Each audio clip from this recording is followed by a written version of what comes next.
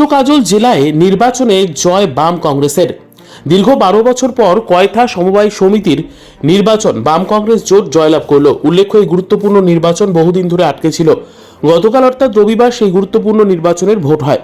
তবে সন্ধে হতেই জানা যায় এই নির্বাচনে বাম কংগ্রেস জোট জয়লাভ করেছে, আর তাতেই খুশির হাওয়া মিলেছে বাম কংগ্রেস কর্মীদের মধ্যে। এই দিনের এই নির্বাচনে তৃণমূল পেয়েছে 17টি আসন আর বাম কংগ্রেস জোট পেয়েছে 20টি আসন। এই জয়ের জন্য নলহাটি 1 নম্বর ব্লকের অন্তর্গত কয়থার সমস্ত বাম কংগ্রেসের কর্মীদের হার্দিক অভিনন্দন জানিয়েছেন বাম কংগ্রেস নেতৃত্ব। তবে কেষ্ট-কাজল জেলায় হাসির মুখ ফুটল এবার বাম কংগ্রেসের।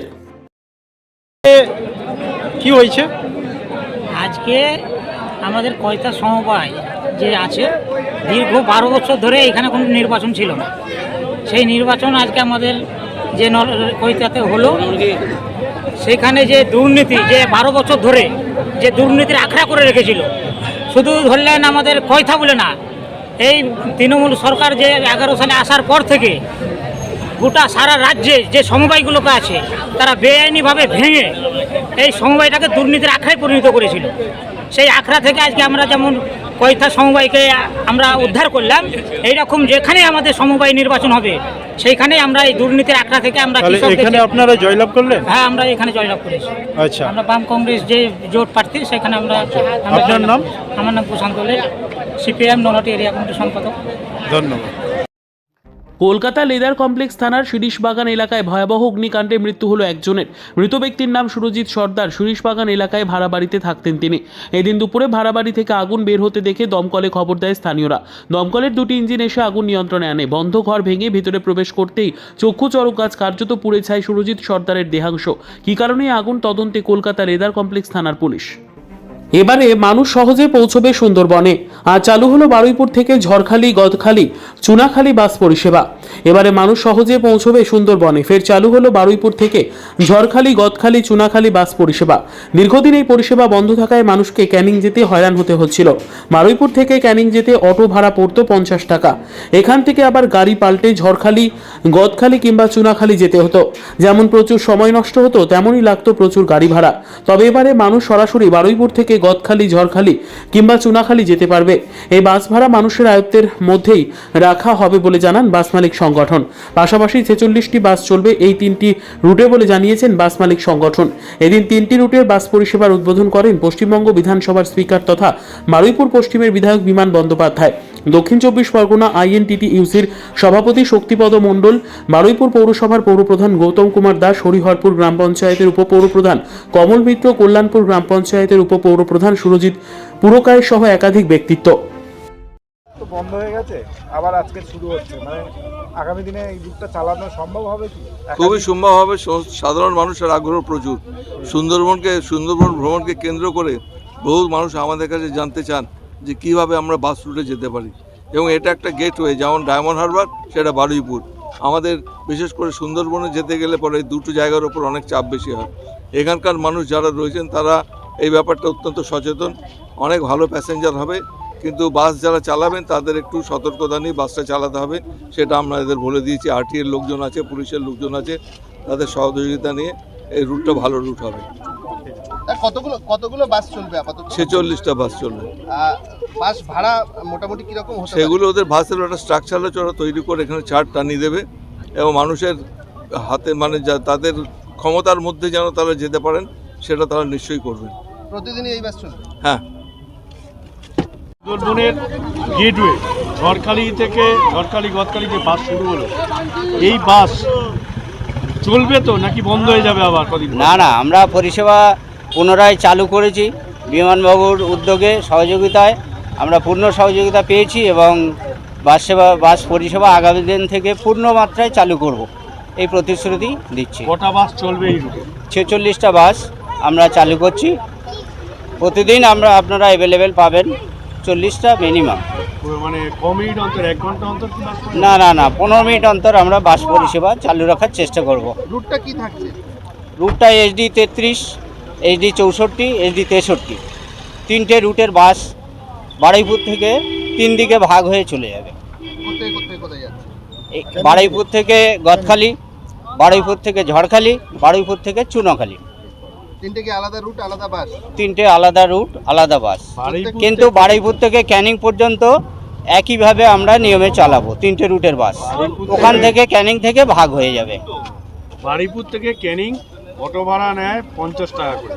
সাধারণ মানুষের অনেক অভিযোগ এই নিয়ে। তা বাস পরিষেবা চালু হলো আজ থেকে, নিশ্চয়ই বাস পরিষেবা বাস ভাড়া সেইভাবেই রাখা হবে মানুষের সামনে। আমরা প্রশাসনিক লেভেলে আলোচনা করে 35 টাকা ক্যানিং টু প্রশাসনিক লেভেলে আলোচনা করে আমরা সামঞ্জস্য ভাড়া রাখবো। ঠিক আছে। আমার নাম সন্তোষ কুমার মণ্ডল, সভাপতি বাস ইউনিয়ন বাস মালিক সংগঠনের, জয়েন্ট বাস মালিক সংগঠনের সভাপতি।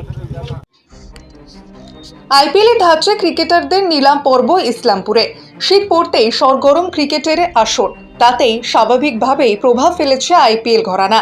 তাই আইপিএলের ধাঁচে ফ্র্যাঞ্চাইজির মাধ্যমে ক্রিকেটার কেনাও বাদ পড়ল না বীরভূম জেলার দুবরাজপুরের ইসলামপুরে।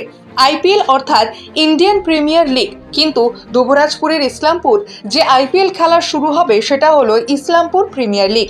তাই রীতিমতো আইপিএল এর মতো দুবরাজপুর শহর এবং ব্লক এলাকার ক্রিকেটারদের নিলাম করে নিজেদের দলের শক্তি বৃদ্ধি করলে আইপিএলে অংশ নেওয়া ফ্র্যাঞ্চাইজি দলগুলো। দুবরাজপুরের রবীন্দ্র সদন অনুষ্ঠান ভবনে হয়েছে আইপিএল টি20 টুর্নামেন্টের নিলাম পর্ব। নিলাম পর্ব ঘিরে ফ্র্যাঞ্চাইজি দলগুলোর মালিকদের উৎসাহ ছিল চোখে পড়ার মতো।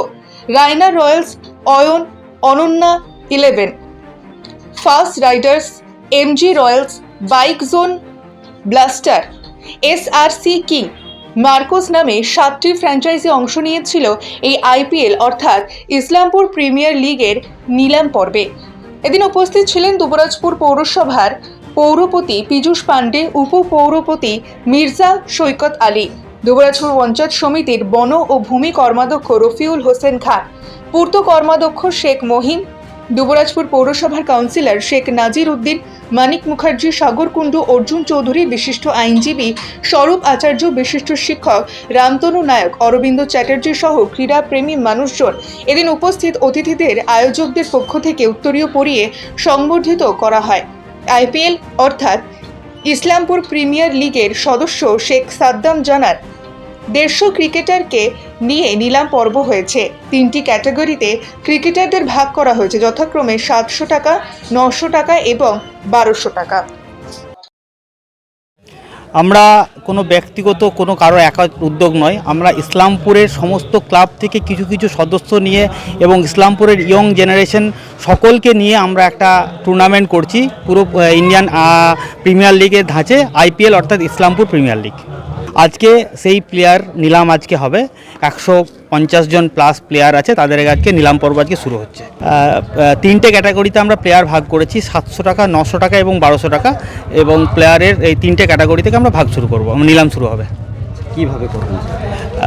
আপনার 3টে ক্যাটাগরি আছে, যারা ফর্ম ফিল আপ করেছে তাদের নিজস্ব ক্যাটাগরি অনুযায়ী যাদের 1200 টাকা ক্যাটাগরি আছে, 1200 থেকে ভাগ শুরু হবে। প্রত্যেকটা স্টেপে 200 করে বাড়বে, 2000-এর পর সেটা 300 করে বাড়বে ম্যাক্সিমাম অবধি। এখানে 7টা টিম অংশগ্রহণ করেছে, প্রত্যেক টিমের সঙ্গে একবার করে খেলবে, অর্থাৎ এক একটা টিম 6টা করে ম্যাচ খেলবে। আচ্ছা, কোথায় ম্যাচটা অনুষ্ঠিত হবে? এই খেলাটি অনুষ্ঠিত হবে ইসলাম স্পোর্টিং গ্রাউন্ডে। যারা তাদের বড় হৃদয় দিয়ে তাদের গ্রাউন্ডটাকে আমাদেরকে দিয়েছে, তাদেরকে আমরা অনেক অনেক ধন্যবাদ জানাই। তারা দুবরাজপুর ব্লকের অন্তর্গত ফর্ম ফিল আপ করেছে, তাদেরকে আমরা নিলাম অংশগ্রহণ করেছি। এখানে আপনার 30,000 টাকা বিনিয়োগ করেছে, তার মধ্যে যারা আইকন প্লেয়ার আছে তার জন্য 4,000 টাকা এবং সাব আইকন প্লেয়ারের জন্য 1,000 টাকা, অর্থাৎ 25,000 টাকার মধ্যে তাদেরকে 13টি প্লেয়ার কিনতে হবে, সর্বনিম্ন 13টি এবং ম্যাক্সিমাম 16টি। আপনার নাম? আমার নাম সাদ্দাম হোসেন। আপনি? আমি ইসলামপুরের আমাদের যে কমিটি যারা খেলাটা করছি তাদের একজন ক্ষুদ্র সদস্য। বাঘ মানুষের খণ্ডযুদ্ধের পর জয়ী হলেন মানুষ। ক্যানিং হাসপাতালে চিকিৎসাধীন মৎস্যজীবী কালীপদ। সুন্দরবনের জঙ্গল লাগোয়া নদী খাঁড়িতে মাছ কাঁকড়া ধরতে গিয়ে বাঘের হামলার মুখে পড়লেন এক মৎস্যজীবী। ঘটনায় গুরুতর জখম হয়েছেন কালীপদ মণ্ডল নামের ওই মৎস্যজীবী। গোসাবার ছোট মোল্লাখালী 9 নম্বর গ্রামের বাসিন্দা তিনি। 3 সঙ্গী মিলে গত বৃহস্পতিবার বের হন মাছ কাঁকড়া ধরার উদ্দেশ্যে। শনিবার দুপুরে চামটার জঙ্গল লাগোয়া খাঁড়িতে মাছ ধরার সময় বাঘের আক্রমণের শিকার হন। সঙ্গীরাই বাঘের সাথে লড়াই করে ছাড়িয়ে আনেন কালীপদকে। শনিবার রাতেই তাকে নিয়ে আসা হয় ছোট মোল্লাখালী প্রাথমিক স্বাস্থ্যকেন্দ্রে। রবিবার সকালে তাকে ক্যানিং মহকুমা হাসপাতালে চিকিৎসার জন্য ভর্তি করা হয়েছে।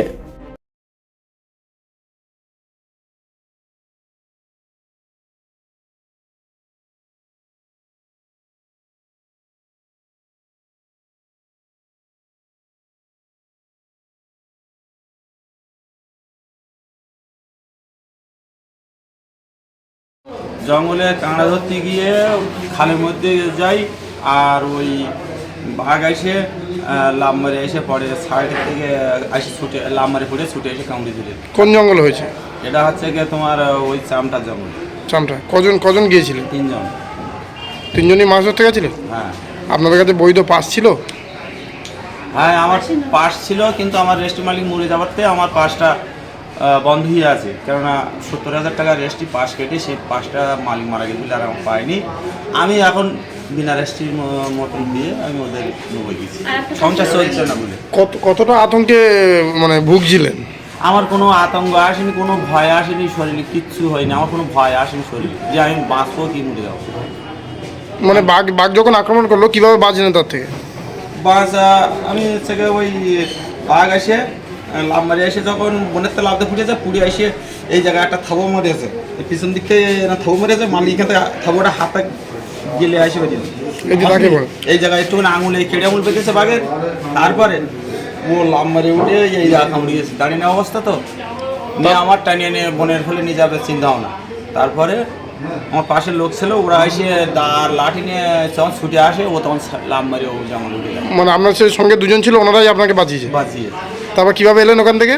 ওখান থেকে ওইভাবে বনের ভিতরে বেরিয়ে সোজা বড় নদীতে আসে, আর অন্য লোকের কাছে ফোন করতে বললাম যে আমার একটু ফোন কর, এলাকায় যেতে পারি। তা বলে ঠিক আছে, বোট গিয়ে আমাদের নিয়ে গিয়েছে জঙ্গলে।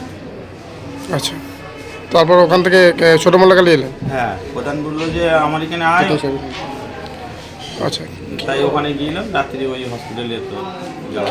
কি নাম কি আপনার? আমার নাম কালীপদ মণ্ডল। কবে গিয়েছিলেন আপনারা জঙ্গলে? বৃহস্পতিবার দিন। কখন? সকাল। আর কালকে কবে ঘটনাটা করেছে? কালকে ওইরকম 2-1:30টার দিকে। মানে দুপুর 2-1:30টার দিকে? হ্যাঁ, 1:30টার দিকে। কি নাম কি আপনার? কালীপদ মণ্ডল। সঙ্গে সঙ্গে ফিরে এসেছিল ওখান, তাই তো? হ্যাঁ, ওখান থেকে তাড়াতাড়ি করে নৌকো বের করে আমরা জঙ্গলের ভিতরে বেরিয়ে আমরা বাড়ি চলে আসি ফোন টোন করে।